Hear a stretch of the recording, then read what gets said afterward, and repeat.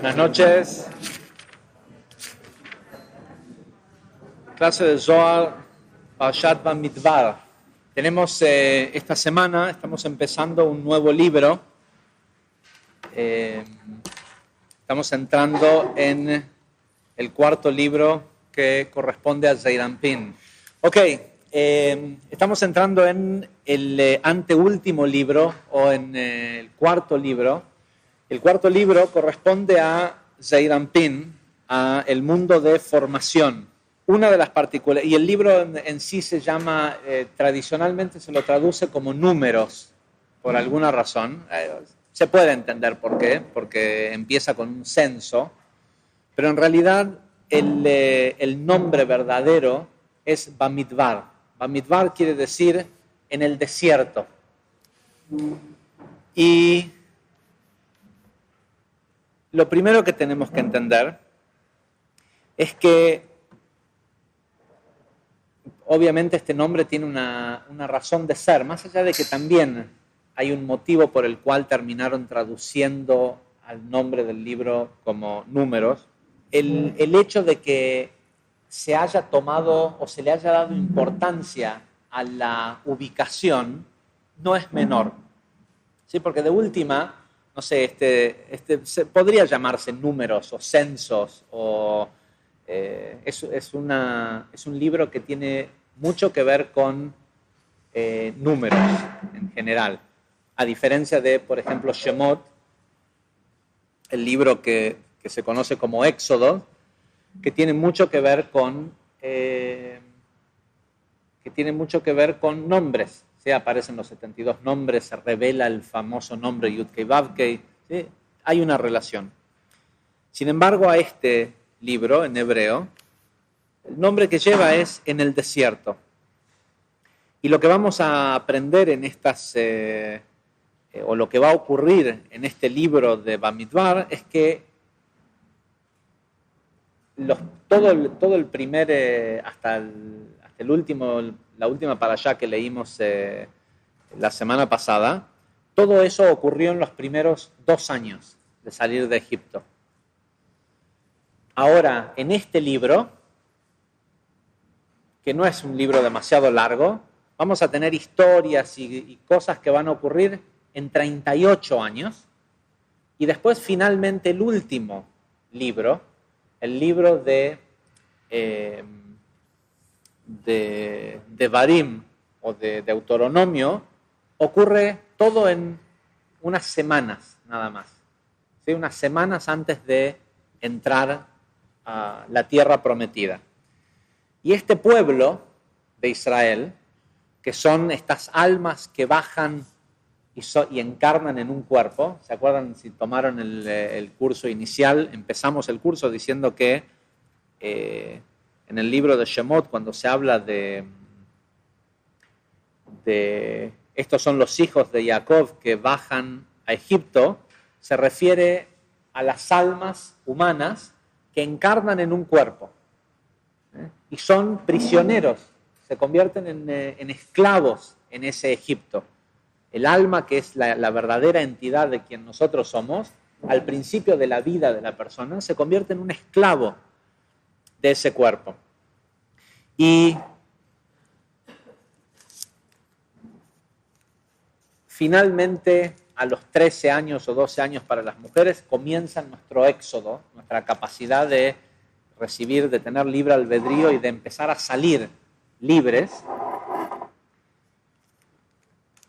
Y para eso tenemos que estar dispuestos a sacrificar.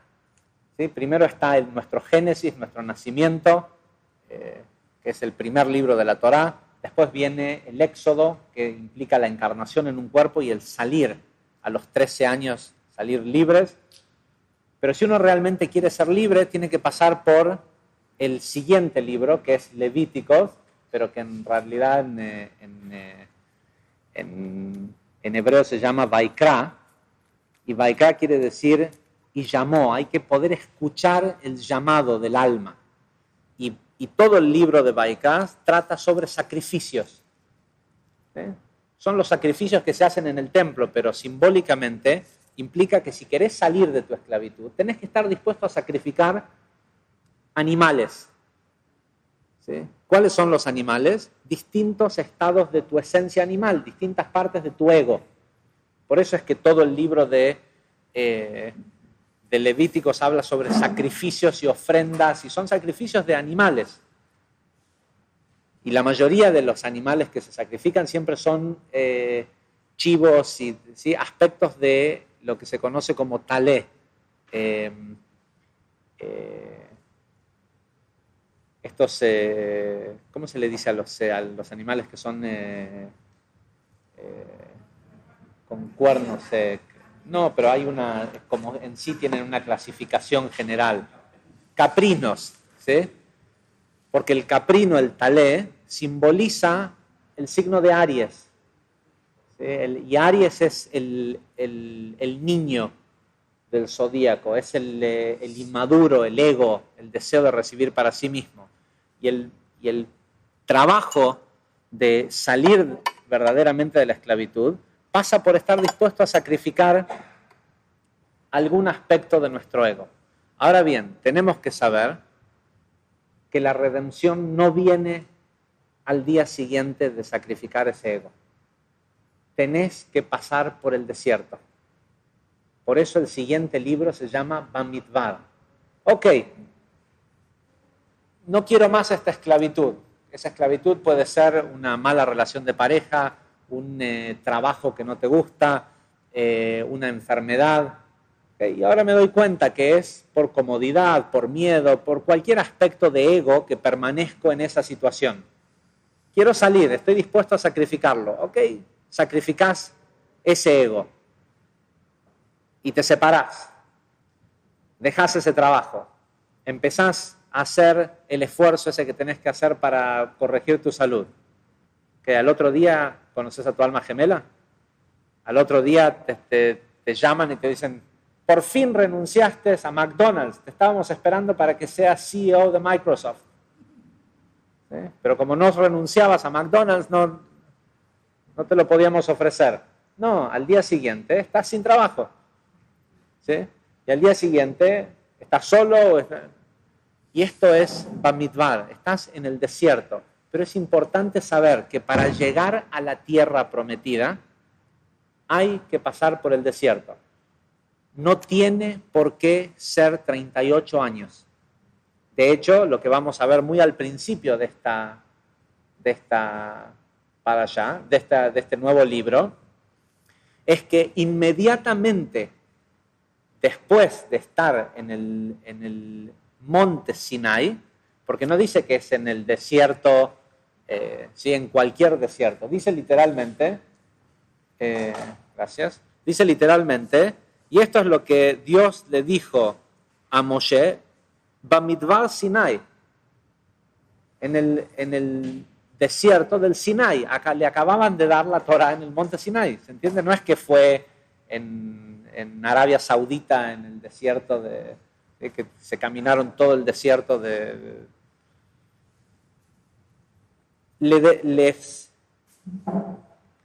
da la formación al pueblo que vamos a ver en esta parashá, e inmediatamente después, muy pronto, mandan a los líderes de las tribus de Israel a, ¿cómo se dice? Scout, a explorar la tierra de Israel. O sea que estaban ahí. ¿Sí? De hecho, sabemos geográficamente del Sinai a Israel no es tan lejos. Estaban ahí. Pero ¿qué pasó? No tuvieron la conciencia adecuada, y eso lo vamos a ver en nuestra próxima parashá, y fueron condenados a estar 38 años en el desierto. En lugar de entrar a Israel, a la tierra prometida, 2 años más tarde de haber salido de Egipto, que hubiera sido suficiente, tuvieron que estar en el desierto años y años y años. ¿Hasta cuándo? Hasta que muriera la generación esclava. Es lo que le pasa a la mayoría de la gente. Permanece en el desierto hasta que se le acaba la fuerza. ¿Sí? Hasta que por más que sigue teniendo el mismo ego, ya no puede seguir teniendo las mismas acciones. Ya no le da el cuero para seguir peleando con todos o comiendo lo que le hacía mal. ¿Sí? Todo aquello que la persona no corrige, eventualmente lo deja de hacer porque pierde la fuerza con que hacerlo. Ahora, la clave, cuánto tiempo estamos en el desierto, pasa por un pequeño dato que aparece en el libro de Bamidbar, que es la cantidad de estaciones, la cantidad de veces que pararon. ¿Cuántas veces pararon? No sé si saben cómo era. Una vez que llegaron, que recibieron la Torá y estaban en el desierto, y fueron condenados a tener que quedarse en el desierto, tenían un pilar de fuego que circulaba alrededor del campamento durante la noche y tenían unas nubes que los perseguían durante el día. Si salías de la nube, te morías de calor, de insolación. Si salías del campamento, te morías de frío. La amplitud térmica que hay en el desierto, sobre todo en invierno, mata a cualquier persona que está fuera de una cierta protección en muy poco tiempo. Y estas nubes, que si uno conoce o ha estado alguna vez en el desierto del Sinai, puede entender qué tan milagrosos es que todo el año hubieran unas nubes que los protegieran, porque es un lugar sumamente seco, no es común que hayan nubes, que se las conocía como las nubes de gloria, de la gloria, ¿no? de una señora llamada Gloria, ¿no? Estas nubes se posaban en un lugar y podían estar en ese lugar 2 años. Y un día empezaban a moverse y había que levantar todo y caminar, ¿sí? Porque si te quedabas afuera de la sombra de la nube, sonabas. A veces estaban 2 años en un lugar y a veces llegaban, se instalaban, armaban el Mishkan, armaban sus carpas, sus tiendas, todo, y 2 días después las nubes empezaban a mover de nuevo y había que levantar todo y seguir. Y obviamente esta en sí ya es una de las lecciones y una de las razones por la cual la mayoría de la gente no progresa, porque la gente está dispuesta a cambiar y a moverse a su ritmo, no al ritmo que es bueno para su corrección. Entonces, nos pasa esto, que escuchamos gente decir, yo tuve la oportunidad de invertir en Apple antes de que se hiciera pública la empresa. Yo tuve la oportunidad de... No, oportunidad tuvo el que invirtió. ¿Sí? La oportunidad solo es oportunidad si uno la toma. El que no toma eso, todos los seres humanos del mundo tuvieron la oportunidad de invertir en Apple antes de que fuera famosa y se hiciera pública. Si los tipos estaban desesperados por conseguir dinero, cualquier humano que iba y les decía, tomar plata para hacer tu primer Macintosh, seguro que Steve Jobs te la tomaba la plata. Todos los humanos del mundo que tenían $1 para invertir, tenían la oportunidad de invertir en Apple. Ahora, los 10, 20, 30 que sí invirtieron, esos son realmente los que tuvieron la oportunidad. La oportunidad es para el que la toma, no para el que la deja pasar. Y la vida juega con estas reglas, que pueden parecer caprichosas o casi maléficas, pero son solo producto de haberse quedado en el desierto. Porque entre el sacrificio y la tierra prometida no hacía falta quedarse 38 años. Y el quedarse allí es una elección, que lo vamos a ver en más detalle cuando veamos la historia de los líderes de las tribus que fueron los que se mandaron esta gran macana. Pero en definitiva para nosotros tiene que ver con la elección o el reconocer que el sacrificio duele. Pero el dolor no es sinónimo de sufrimiento. ¿Sí? El dolor es una parte vital de estar vivos. El sufrimiento es la elección de quedarse a vivir en el dolor, ¿sí? Y de verlo como muerte y no como vida. Y esto es fundamental. El dolor es necesario para vivir. Un bebé no nace sin que le duela a la madre e incluso al bebé. Nacer duele. ¿Pero qué vas a hacer? A los 40 años decirle a tu mamá, ¿por qué no te dilataste 3 centímetros más? Mirá lo que sufrí. ¿Sí? Es lo mismo que hace gente que le reclama a los padres, pero ¿por qué cuando tenía 7 años no tal y tal cosa? ¿O por qué esto? ¿Por qué lo otro? ¿Por qué no me diste más silocaína para que no me duela tanto las encías cuando... Ya está, te dolió las encías, bueno, no te hubieran salido dientes si no te dolían las encías. ¿Sí? Y ya te hubieras muerto de hambre por no tener dientes para comer. El dolor es una parte vital de la vida. La interpretación de que el dolor es muerte es lo que hace que la gente se quede a vivir en el dolor. Es decir, que convierta algo que es positivo en sufrimiento. ¿Sí? Y prolonga 38 años, 40 años, 50 años, el tiempo que sea. ¿Por qué? Porque lo que sea que te ocurrió hasta hoy es lo que te hacía falta para llegar a ese lugar. Ahora, si vos pensás que no sufriste lo suficiente y mereces sufrir más, bueno, allá vos. Cuando una persona, te pasa algo, te cruzaste con alguien en la calle, te dijo algo feo, lo que sea, es injusto, te quitó algo, lo que sea, te hizo sentir mal, ¿ok? El tipo se va en su camino y vos seguís sintiéndote mal. ¿Por qué? Porque pensás que ese sufrimiento que él te propició en esa oportunidad no es suficiente. Seguir enojarse de algo malo que te pasó, victimizarte, lo que sea que tenga que ver con prolongar el dolor, es una manera de decir, no me diste suficiente sufrimiento, yo necesito más. ¿Sí? El tipo ya se fue, ya no te sigue robando lo que te robó. El tipo ya no te pisó el pie y te duele. ¿Okay? Pero ya está, no te sigue pisando. Enojarte es como seguir golpeándote el pie herido para no olvidarte que él te lo pisó. Nos demos cuenta o no, o estemos dispuestos a aceptarlo o no, de eso depende nuestra redención.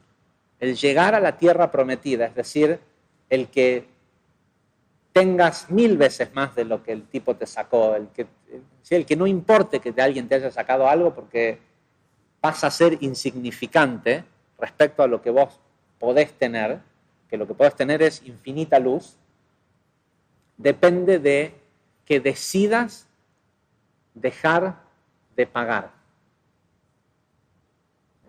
Que entiendas que no te mereces sufrir, que sos la vasija del mundo infinito y la vasija del mundo infinito merece infinita satisfacción. Esa es nuestra esencia, para eso fuimos creados. Entonces, cuando una persona dice, oh, mira lo que hice, no, pero me lo merezco, es como pegarse un tiro en la cabeza. ¿Sí? No, no te lo mereces, te equivocaste. Y esa equivocación conlleva leyes de causa y efecto, es decir, puedes llegar a tener un efecto doloroso. ¿Te lo mereces? No. La vasija del mundo infinito nunca merece caos. La vasija del mundo infinito solo merece infinita satisfacción. Listo. Ahora, vos te equivocaste. permitiste que alguien te pise el pie, o te robe, o lo que sea, o te grite injustamente, ya está. Si ya te sentiste mal y se sintió feo en ese momento, es para ese momento. Si te quedás pensando y seguís y soy víctima y no, es injusto y es esto y lo otro, lo que estás haciendo es pagar más de lo debido. Porque el momento de dolor fue en ese momento. Ahora, ¿por qué las personas eligen y en muchos casos generan memorias traumáticas que duran toda la vida? Porque todavía no aprendieron la lección. Porque en el momento, porque como ve al ¿cómo se dice? Perpetrator. Al ejecutador de ese juicio lo ve como su enemigo, como un malvado, y él se ve como víctima, es decir, es injusto. En el momento que la persona piensa, esto ya lo hemos explicado varias veces, piensa sobre algo es injusto, inmediatamente pierde la visión de poder ver la causa. Es una regla, no es algo que se nos ocurrió acá, es algo que está escrito en el Zohar, que es así, que está como una gran prevención. Sabe que si pensás sobre cualquier situación es injusta, perdés la capacidad de ver la causa. Y si perdés la capacidad de ver la causa y no podés conectar causa y efecto, no aprendés. Y si no aprendés, para no olvidarte que esa lección aún la tenés por aprender, ¿qué elegís hacer? Sostener el dolor. Y eso se llama sufrimiento. Y la mayoría de la gente del mundo vive vidas sufridas, ¿sí? Con algunas pequeñas islas de alegrías. ¡Ay! Mi hija está embarazada, estoy contenta, me voy a permitir 6 horas de alegría. ¿Sí? Uy, a mi hijo le dieron un nuevo trabajo. Uy, me subieron el sueldo. ¿Sí? Me voy a permitir 2 días de satisfacción hasta que aprenda a gastarme toda la plata nueva que tengo y después voy a seguir viviendo apretado. ¿Sí? La gente se permite vivir pequeñas, pero la tierra prometida no llega, porque para llegar a la tierra prometida hay que pasar por el desierto. Y el desierto quiere decir carencia. ¿Para qué es la carencia? Para generar un deseo puro, para generar un nuevo deseo, un deseo que no sea, ok, prefiero, ¿sabes qué? Como hacía este pueblo, que por eso tuvo que estar 38 años en el desierto, decía, ¿sabes qué? ¿Tengo hambre? No, prefiero ser esclavo en Egipto. Volvamos. Moshe, llévanos de nuevo a Egipto. No, vamos a la tierra prometida, pero anda a saber cuánto falta. Mejor vamos de nuevo a Egipto. ¿Sí? Cuando la persona dice, pero hoy me siento solo, extraño al señor que me pegaba. No es gracioso, ¿no? ¿Sí? Y mucha gente vuelve con el señor que le pegaba. ¿Sí? O la señora, o el esto, lo otro. ¿Sí? Vos decís, ¿cómo puede ser? Y no está dispuesto a atravesar la carencia que implica el desierto. Pero ese desierto y esa carencia es necesaria para crear un nuevo deseo, para que quieras algo mejor, no lo mismo que te esclavizaba. Ahora, el Zohar nos da una tecnología en esta parashá que es alucinante respecto a cómo sostiene uno la conciencia de estar en el desierto y no ver y ver la verdadera foto. La porción de esta semana empieza con un censo. Y nosotros muchas veces ya hemos explicado el tema de que no se cuentan las cosas, porque este censo ocurre varias veces y cada vez que, para los que estén nuevos, porque ahora se van sumando gente del segundo curso, básicamente lo que explican los cabalistas es que uno no debe contar las cosas, porque contarlas les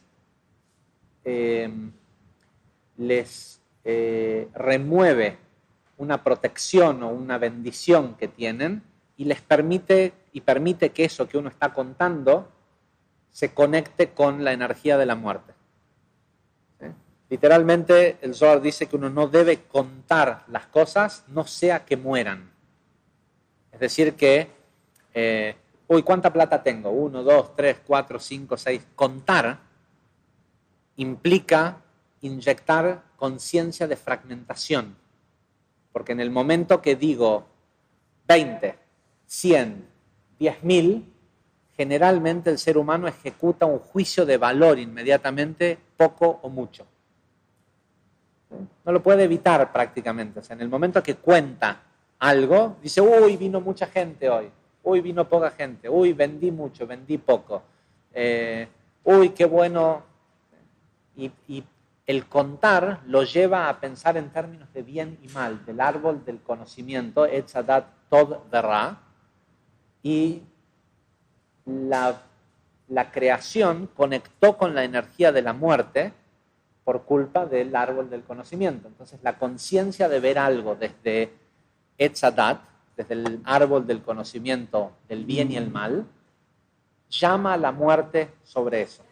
La pregunta es, en las finanzas, tampoco podés ver ingresos, egresos, ¿sí? Tenés una empresa, ¿sí? Donde tienen, sí, hay que imagínate podríamos casi decir que al final el ángel de la muerte, en realidad son los contadores. ¿Sí? ¿Sí?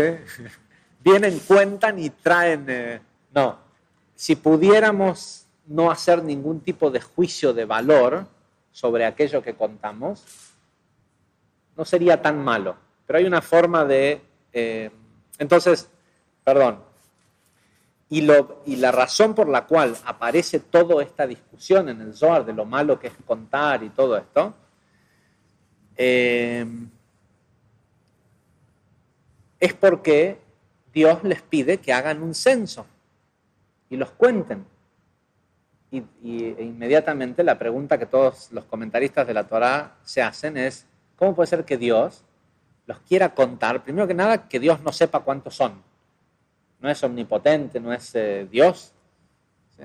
Primero, que no sepa cuántos son. Otra, que quiera contarlos. O sea, que haya un propósito en contarlos.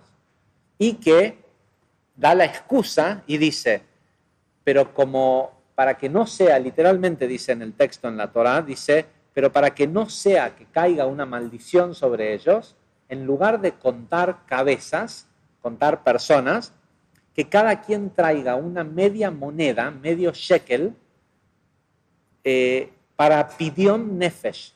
No dice para ser contados, dice para redimir su alma.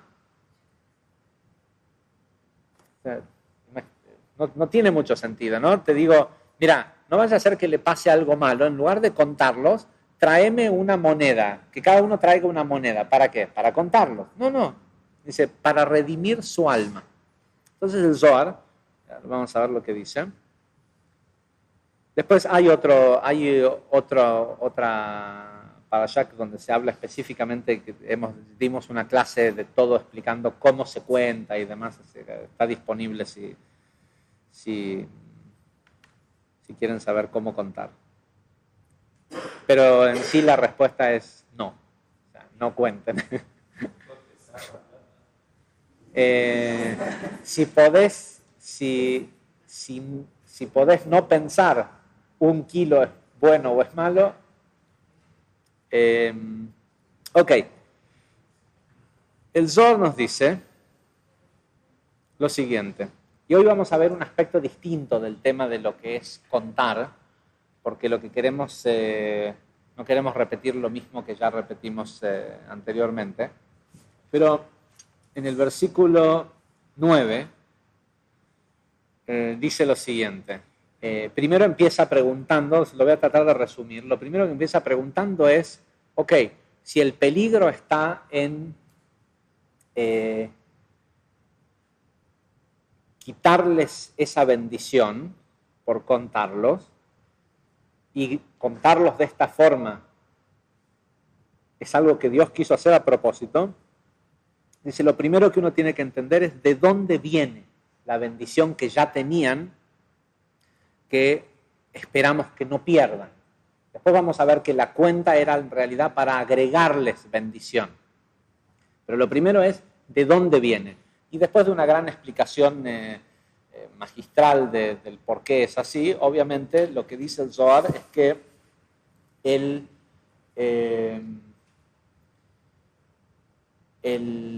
la bendición que recibe Israel, que recibe las personas, también hay gente nueva que solo por si nunca lo escucharon antes, Israel es un código, específicamente lo que quiere decir es las personas que tienen deseo de conexión con la luz, deseo por la espiritualidad. Esto es lo que la Torah llama Israel.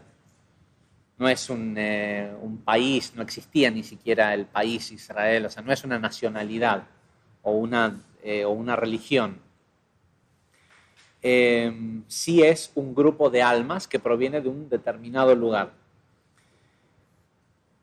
Y que una de las características de cómo se agrupan es este deseo del conocimiento metafísico o espiritual. Entonces, ¿de dónde viene esa bendición? Viene de Zeir Anpin, dice el Zohar, viene del mundo de formación. ¿Cómo le llega a la gente ese mundo? De donde viene es del mundo de formación. ¿Y de dónde saca, dice, el mundo de formación esa energía? Dice del recipiente que es Binah. Dice, puesto que los mojín, los cerebros o el intelecto de Zeir Anpin, del mundo de formación, se encuentran en Binah. ¿Sí? Se tocan, por decirlo de alguna forma. Keter, Jochma y Binah de Zeir Anpin son parte de, digamos, de Malhut de Binah. Es decir, que la luz que le llega a esta gente, esta iluminación o esta bendición, proviene de un plano totalmente metafísico.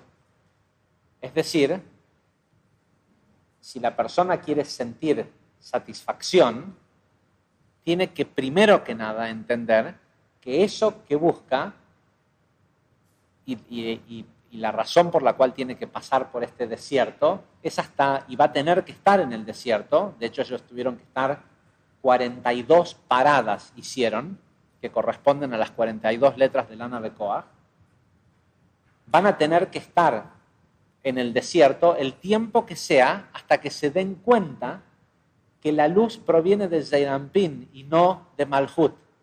¿Sí? 42 son las 7 sefirot de las 6 sefirot centrales.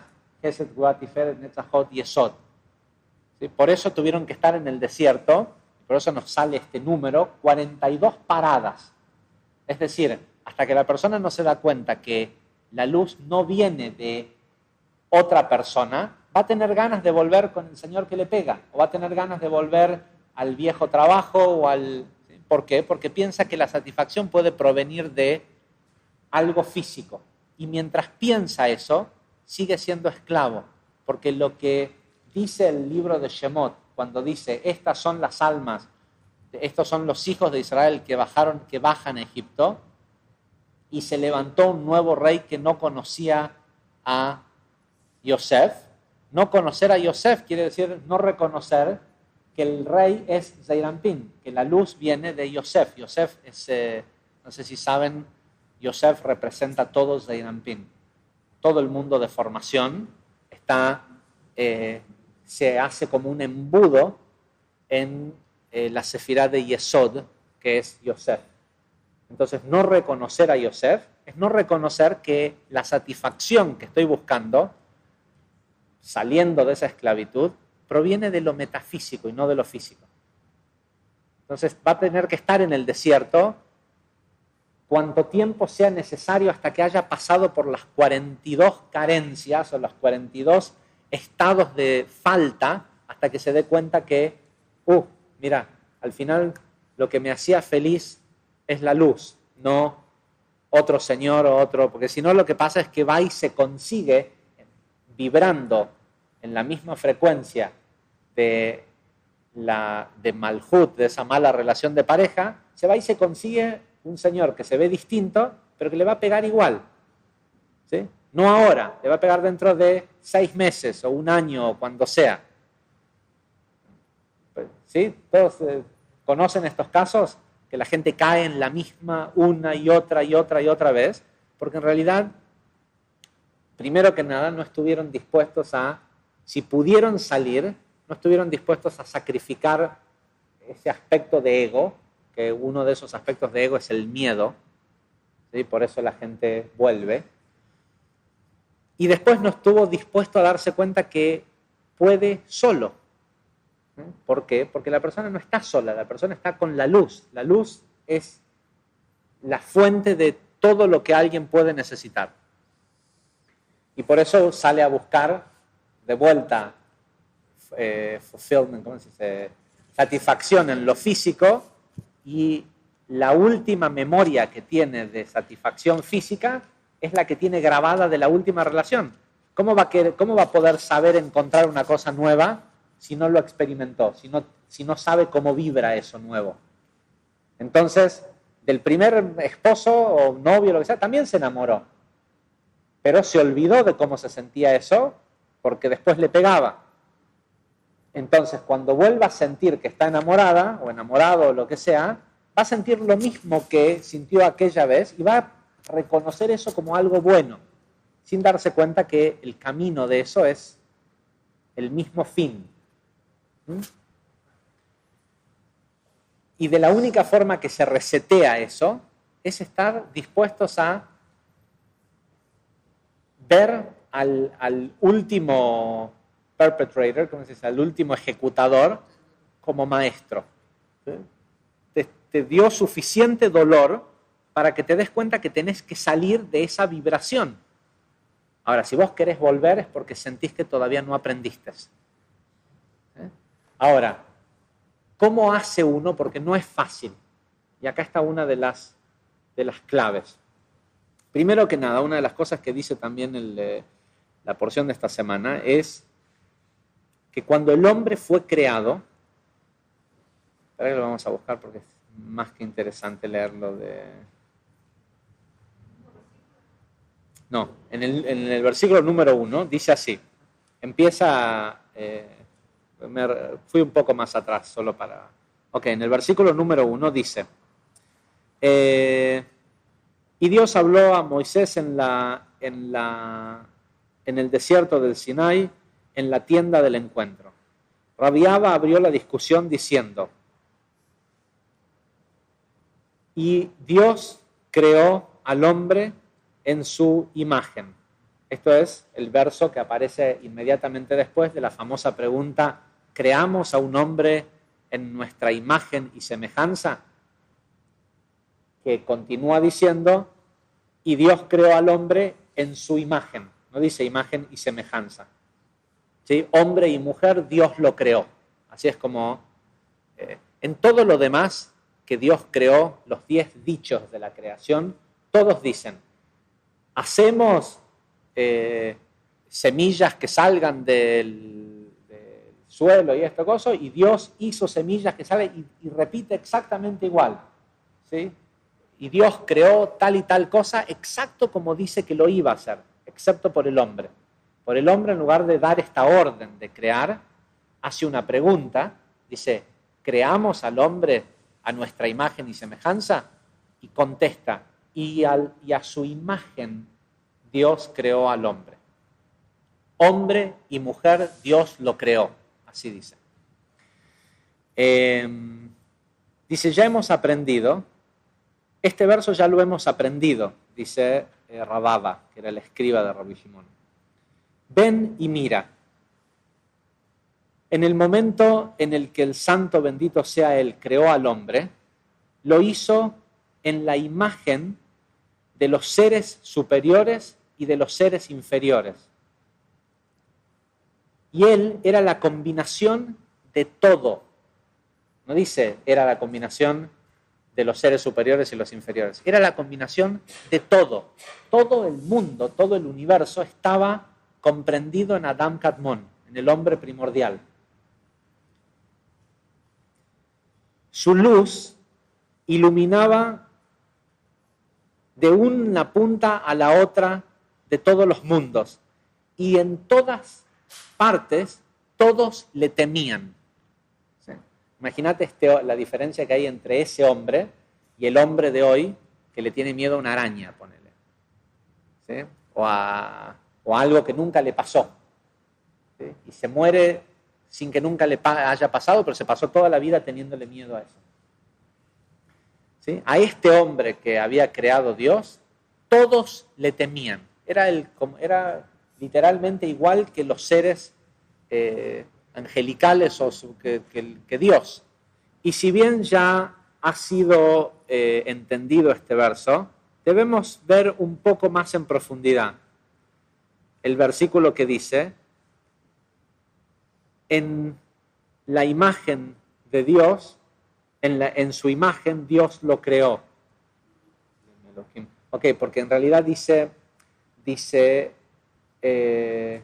Vaiva Elohim et Adam, Betzalmo Betzelem Elohim bara oto. Está dicho 2 veces. Es decir, en español no tiene mucho sentido, pero en hebreo la verdad es que tampoco tiene mucho sentido, pero literalmente lo que dice es Vaiva Elohim, y lo creó Dios al hombre, et Adam, Betzalmo, en su imagen, Betzelem Elohim bara oto, dice, y lo creó en su imagen, en la sombra de Dios fue creado, él. Y continúa, o sea que dice 2 veces, lo que pasa es que Tzalmó, que quiere decir en su imagen, viene de Tselem, y Tselem en realidad quiere decir sombra. ¿Sí?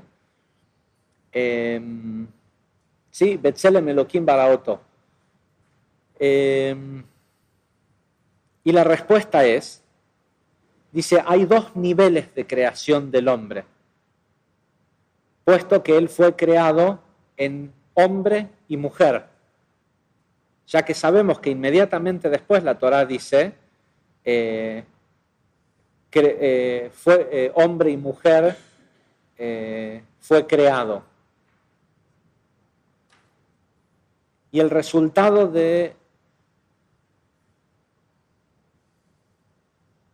y como resultado de este versículo, de esto que aprendimos, sabemos que tiene 2 caras, una masculina y una femenina.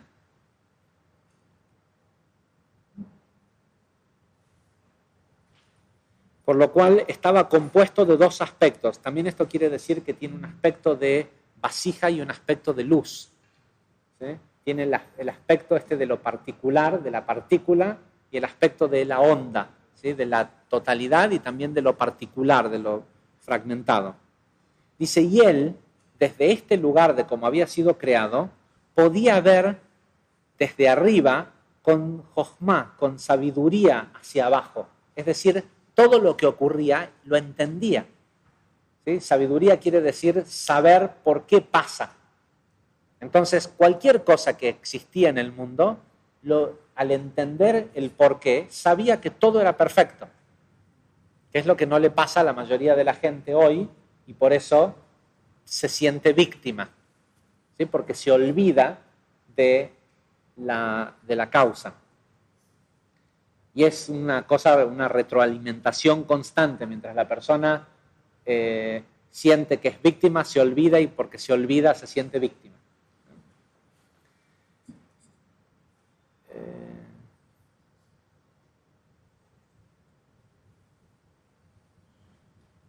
Dice, pero bueno, después de que pecó, es decir, de que entró en contacto con el árbol del conocimiento del bien y el mal, esta sabiduría sus caras fueron disminuidas y la sabiduría desapareció de él.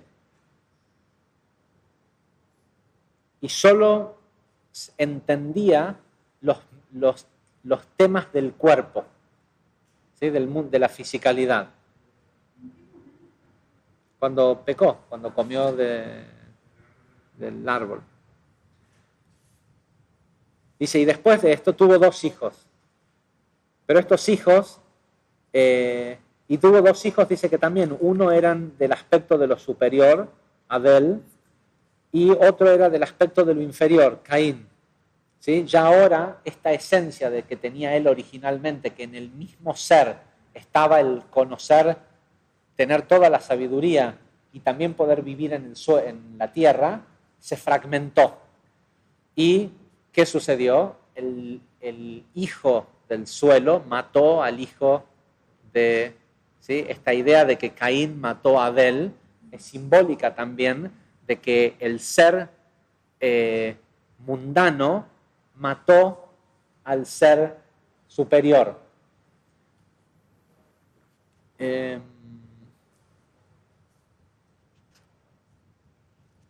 Dice, pero bueno, eventualmente tuvo otro hijo que se llamaba Seth, que fue el que plantó, el que sembró de humanos a este mundo tal como ya fue explicado. Dice, sin embargo, a pesar de que tuvo descendencia, el mundo no se sostenía sino hasta que apareció Abraham. ¿Sí? No había suficiente mérito, no había esperanza de que este humano, después de haber caído como había caído, podía servir de algo hasta que apareció Abraham.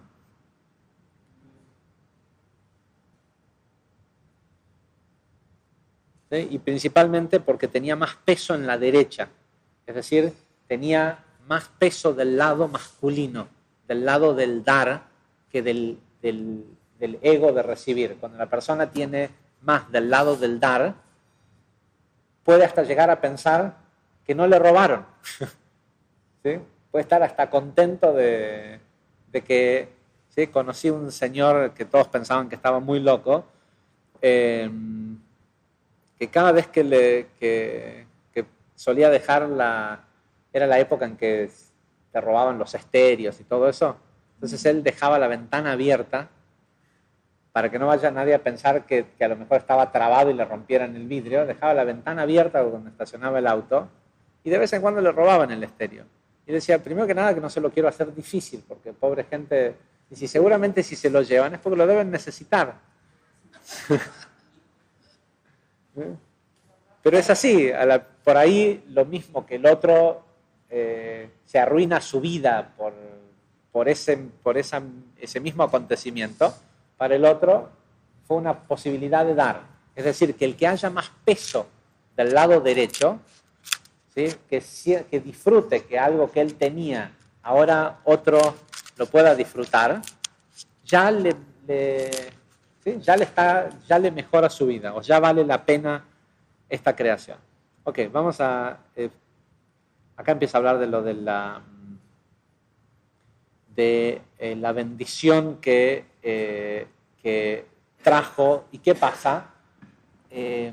Abraham es la sefirá de Gesed. ¿Sí? Es el primer estadio del mundo de formación. Por ende, es la sefirá que toca a Biná. Entonces, ¿por qué Abraham era como era? Porque su cerebro, su intelecto, estaban conectados a una fuente donde había infinito de todo. Entonces no podía, ¿por qué no iba a dar? ¿Por qué no iba a dar todo lo que le llegara? Si él estaba mentalmente conectado a una fuente donde había infinito. ¿Sí? De hecho, el cómo da una persona es una clara expresión de dónde está su cerebro, de dónde está su conciencia, si está en Biná o si está en Malhut. ¿Sí? El tacaño, el avaro, está en Malhut, siente que no alcanza para nadie, ni para él alcanza. ¿Sí? El tipo que es espléndido es porque su mentalidad está en Biná, y en Biná hay para todos. Ni hablar de que en Biná hay mucho más de lo que yo puedo consumir. Entonces, más vale me preocupo en ver cómo me deshago de todo esto. Ok.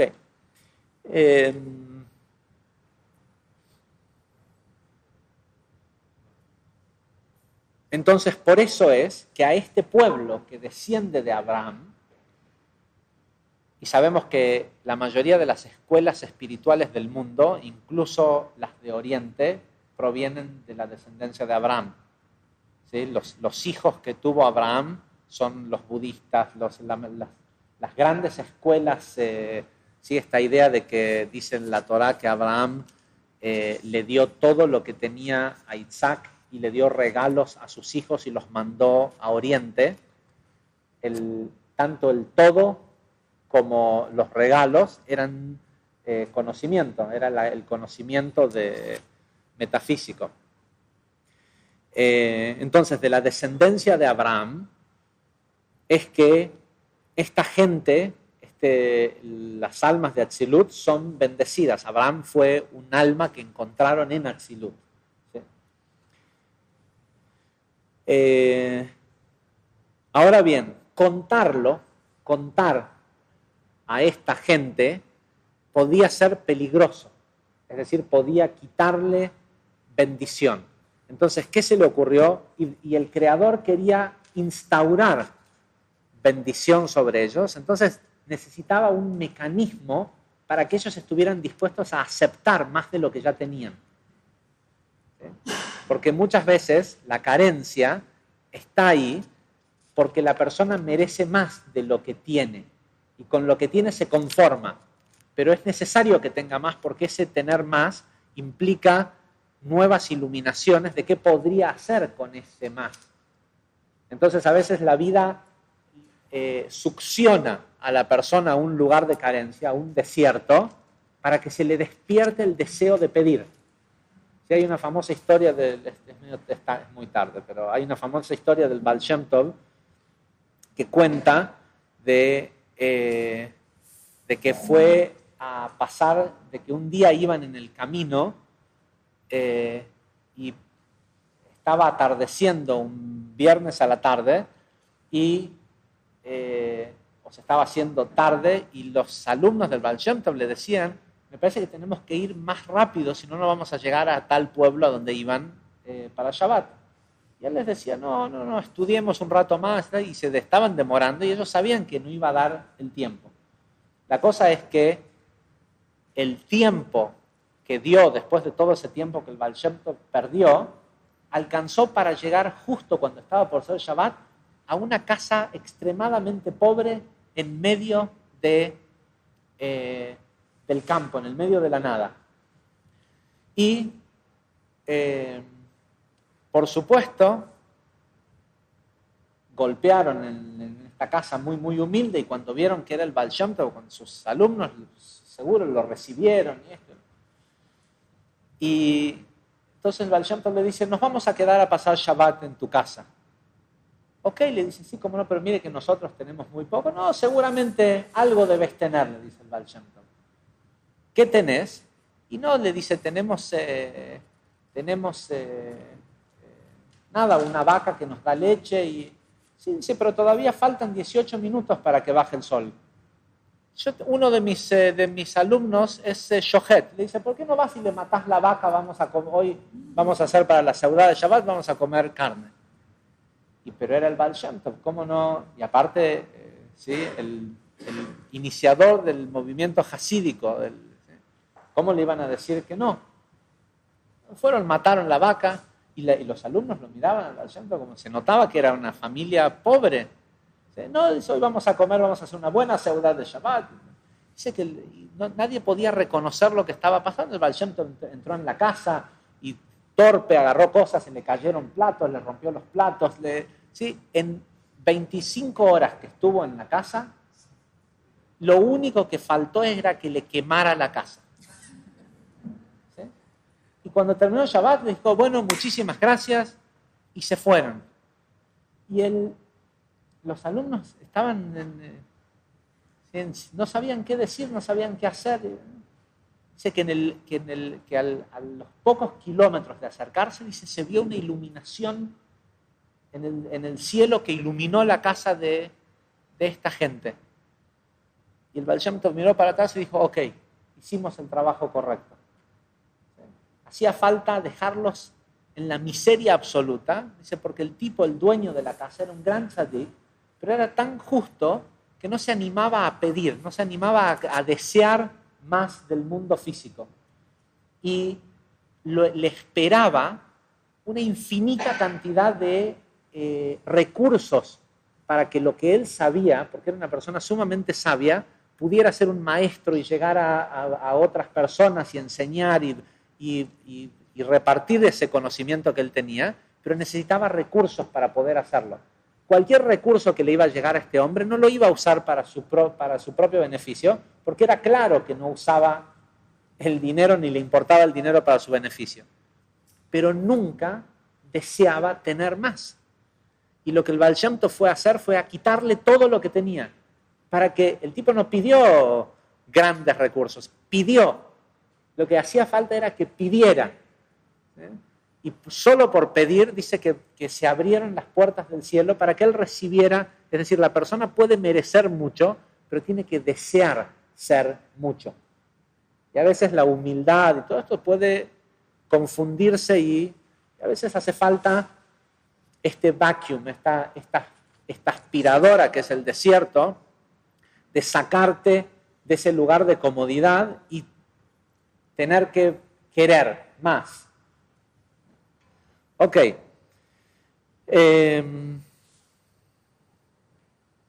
Prometo que ya que va a ir cerrando la idea. Entonces, en este lugar de incertidumbre y de carencia que era el desierto, de no saber cuándo llegan, cuándo se termina, cuándo es cuántas paradas más hay, ¿sí? El Creador les dice media moneda, ¿sí? Medio shekel, ¿sí? Para que rediman su alma. Es decir, contar, pero contar con un propósito. Y el diseño que había detrás de esto era que la cuenta misma generara un espacio para que entrara más luz. ¿Sí? Porque una de las cosas que ya habían notado estando en el desierto, porque ya hacía 2 años que estaban ahí, era que nada se gastaba, todo permanecía exactamente igual. La ropa que usaban no se gastaba, hacía 2 años que estaban caminando y los zapatos estaban intactos, ¿sí? No había deterioro físico. Entonces, ¿sí? No. Ahora, deshacerse de algo, deshacerse de una pertenencia, generaba un cambio, ¿sí? Generaba un cambio en lo establecido. Y esto evidentemente era una pequeña apertura, porque el Creador quería darles más, ¿sí? Porque ya habían pasado por el becerro de oro, ya había quedado todo eso atrás, y ahora estaban como que a merced de a ver qué pasa, a dónde nos lleva la nube, a dónde nos lleva la vida.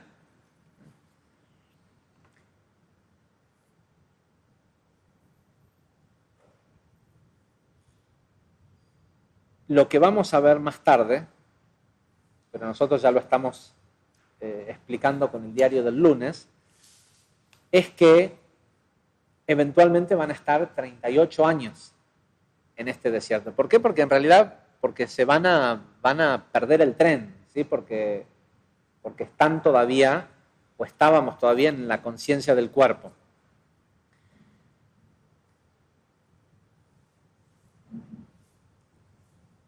Y el Zohar nos da acá, y salteé toda la parte que ya aprendimos en otra clase, que es acerca de el por qué contar hace mal. ¿Cómo se hace para contar bien? ¿Sí? Y dice lo siguiente.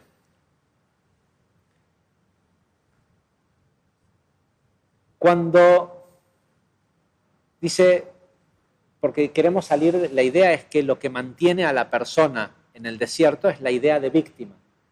¿Sí? Uy, en Egipto estábamos mejor, bueno, me pegaba, pero no me pegaba tan fuerte. ¿Sí? Más tarde, cuando ante ¿cómo se dice? Despair, ante la falta, ¿sí? ¿Cómo se dice despair? Sí, cuando estás así perdido, cuando ante el estar perdido, la desolación, la gente dice, ok, bueno, más vale malo conocido que bueno por conocer. ¿Sí? Y para eso hay que pensar en que no es desolación, en que es algo positivo. ¿Cómo se entrena a la mente de un humano a pensar que el dolor es vital, pero que quedarse en el dolor es la muerte? ¿Sí? Y que es una elección del ser humano. ¿Cómo se la entrena a la mente para esto? Y creo que acá el que sigue hablando es Rababa. No, es Rabbi Shimon Bar Yochai, porque después más tarde dice y escuchó esto, tal y tal. Ok, Rabbi Shimon dice lo siguiente.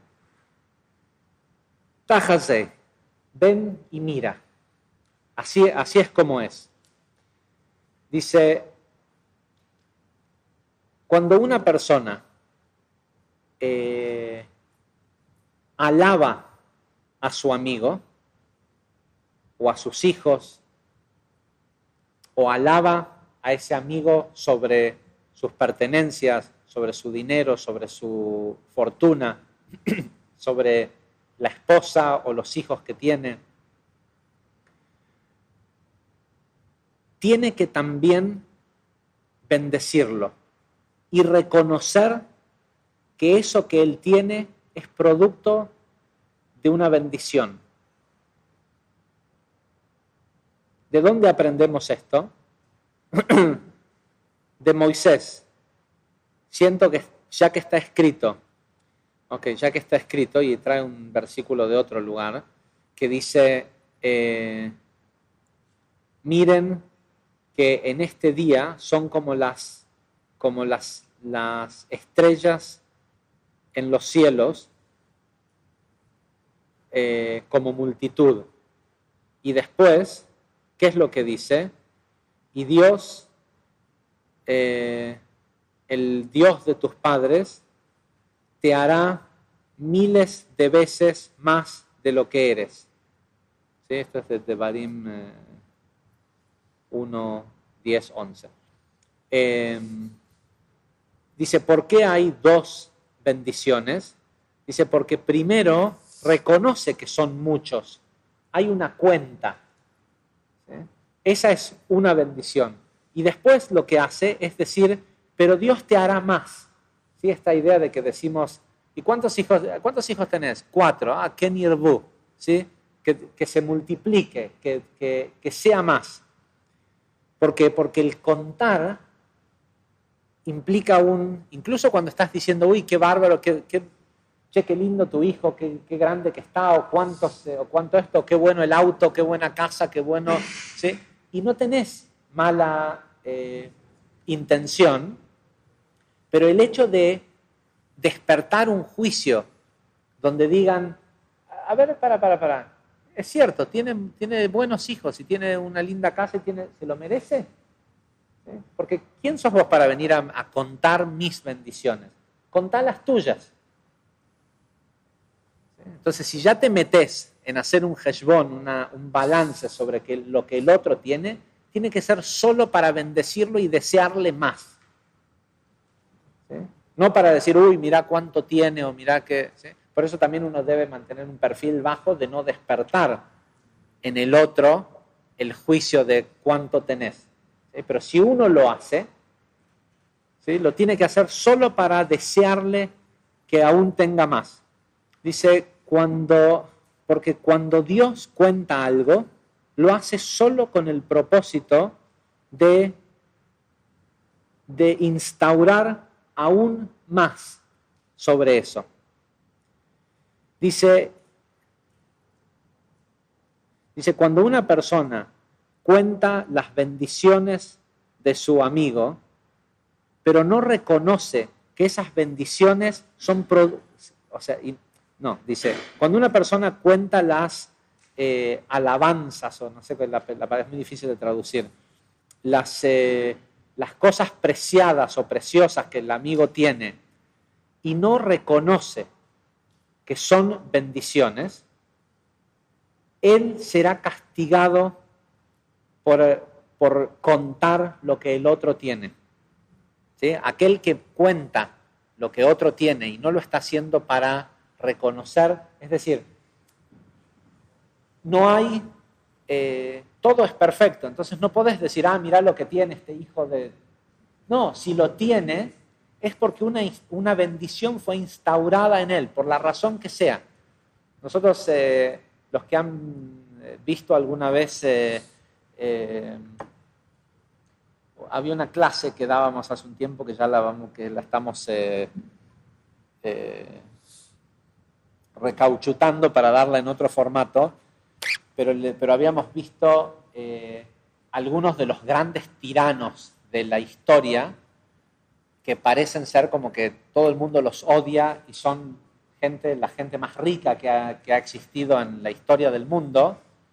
Si uno ve el efecto que tiene lo que ellos hicieron, cómo generaron esa riqueza, el impacto de interconexión y de unión que hicieron para el mundo, para la humanidad, es increíble. En el proceso fueron unos tremendos tiranos que hicieron sufrir a muchísima gente. ¿Y esa gente que sufrieron eran víctimas de estos tiranos? No, la persona que le pasa tal y tal cosa es perfecto. ¿Por qué estos tipos son los empleados de ese tirano y estos otros no? ¿Sí? Lo que pasa es que para poder ver eso hay que tener la visión de Adán, ¿sí? La visión de altura, de poder ver las leyes de causa y efecto y ver a quién le toca ser el que construye la vía de tren mientras Carnegie se hace millonario construyendo vigas de metal, ¿sí? O quién perfora petróleo y muere en el pozo mientras ¿cómo se llama este otro? Rockefeller se hacía millonario con... ¿sí? Y lo mismo pasa con estos tiranos modernos, con Bill Gates, con Steve Jobs, ¿sí? Que la gente que trabaja para ellos los odian y hablan muy mal de ellos, pero los tipos han cambiado el mapa del mundo con lo que han entregado respecto a la interconexión entre las personas, porque el propósito de lo que nosotros estamos haciendo acá es poder volver a vernos juntos, ¿sí? Poder dejar de vernos como partículas fragmentadas y volver a vernos todos unidos. Y cosas como Internet y con un montón de estos avances están haciendo que empecemos a pensar colectivamente como un uno. ¿Sí? Lo que un tipo piensa lo pone y a todos le gusta. ¿Qué quiere decir a todos? Ay, mirá, a 100.000 personas le gusta. ¿Sí? Estamos reconociendo igualdad de pensamiento de a cientos de miles de personas. Hay un gran impacto que todavía no entendemos metafísicamente el beneficio que tiene. ¿Por qué no lo entendemos? Porque seguimos viéndonos como particulares. Nos sacamos un selfie, ¿sí?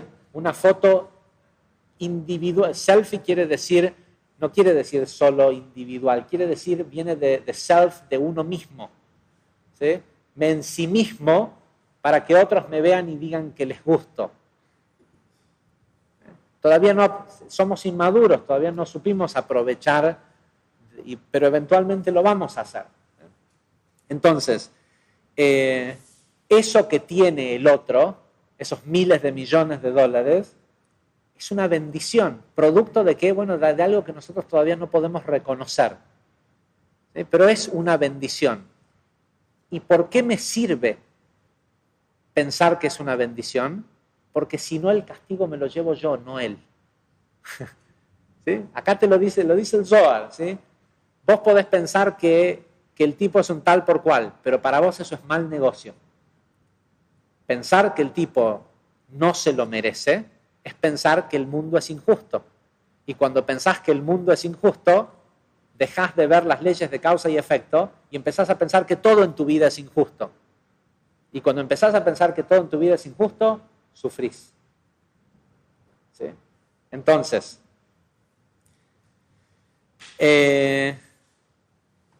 dice, cuando cuenta las bendiciones, cuando cuenta alaba lo que el otro tiene que reconocer que es porque es producto de que la beneficencia divina se posó sobre él. Dice, porque de lo contrario, a quien le produce daño es a la persona que está contando, no al no al otro. ¿Sí? ¿Escucharon ese dicho que dice que los leones no pierden sueño pensando en lo que las ovejas piensan de ellos? ¿Sí? ¿Vos pensás que a Bill Gates está re preocupado de que los empleados piensan que él no debería de tener 40.000 millones de dólares? ¿Sí? Los leones no gastan su sueño preocupándose por lo que piensan las ovejas de ellos. Al que le hace mal es a la oveja, ¿sí? Es al otro. Dice, pero sin embargo, si la persona cuando identifica lo que el otro tiene, lo bendice, a quien está bendiciendo es a sí mismo. Y dice, y no solo eso, sino que tiene que bendecirlo con buen ojo y no con mal ojo.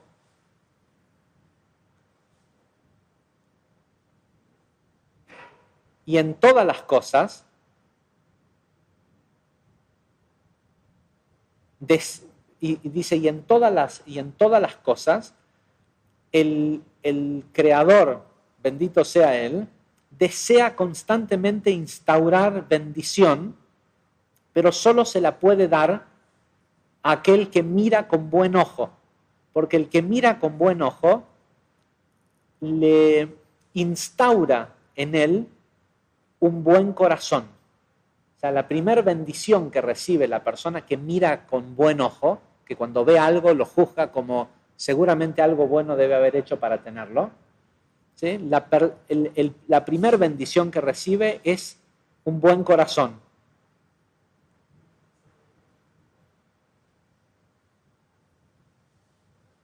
Y siendo que cada vez que una persona, cuando bendice a su amigo o a su compañero con buen ojo, el Creador no solo le desea a él un buen corazón y un buen ojo, ¿sí?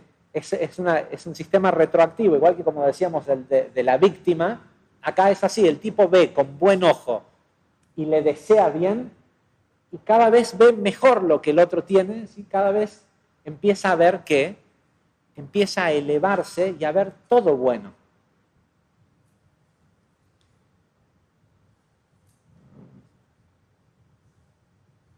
Dice, y ahí realmente la persona va a saber lo que es tener un corazón que ama. Dice, y eso es lo que quiere decir Beafta eta Hashem Elokeja bechol levavcha. Amarás a Dios con todo tu corazón. ¿Sí? Esto que dice que amarás a Dios con todo tu corazón y con todas tus fuerzas, quiere decir cómo se hace esa mitzvah de amar a Dios con todo tu corazón, bendiciendo lo que otros tienen. ¿Sí? Eso es amar a Dios. ¿Sí? Es permitir tener un corazón que sepa amar. Y eso solo se hace bendiciendo esto es literalmente, o sea, incluso si uno lo tiene mejor si uno lo puede decir. ¿Sí? Uy, qué grande que está tu hijo. Mira, te bendigo que no solo que sea grande, que sea exitoso y que lo veas casarse y te dé nietos. ¿Sí? La famosa frase de los turcos, ¿sí? Novia que la veas. ¿Sí? ¿Y para qué? Porque es lo único que te saca. Es lo único que te saca del no poder ver. El ojo bueno, el poder ver la relación de causa y efecto, proviene de instaurar bendición a los demás. Por eso leemos en esa famosa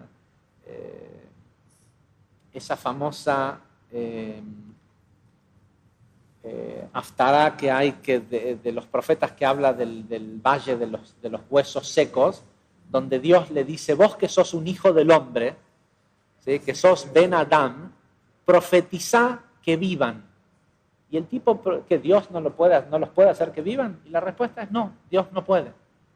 Dios necesita un humano, un hijo de Adán, alguien que haya venido de ahí, de Adán, que quiera reinstaurar la conciencia de que el hombre ve desde arriba. ve desde, si no puede ver desde Jochma, por lo menos que vea desde Gesed, desde el amor. Y eso es, en realidad hay una discusión sobre si Naaseh Adam quiere decir hagamos a Abraham o a Rabbi Shimon Bar Yochai. Hay una discusión entre los sabios, pero eso es, cuando Dios dijo hacemos un hombre, no dice hagamos una humanidad, dice hacemos un hombre. Y dicen hay una discusión que dicen de que si ese hombre del que estaban hablando era Rabbi Shimon Bar Yochai o Abraham. ¿Sí? Pero en definitiva hacemos a alguien que ame. Hasta la semana que viene.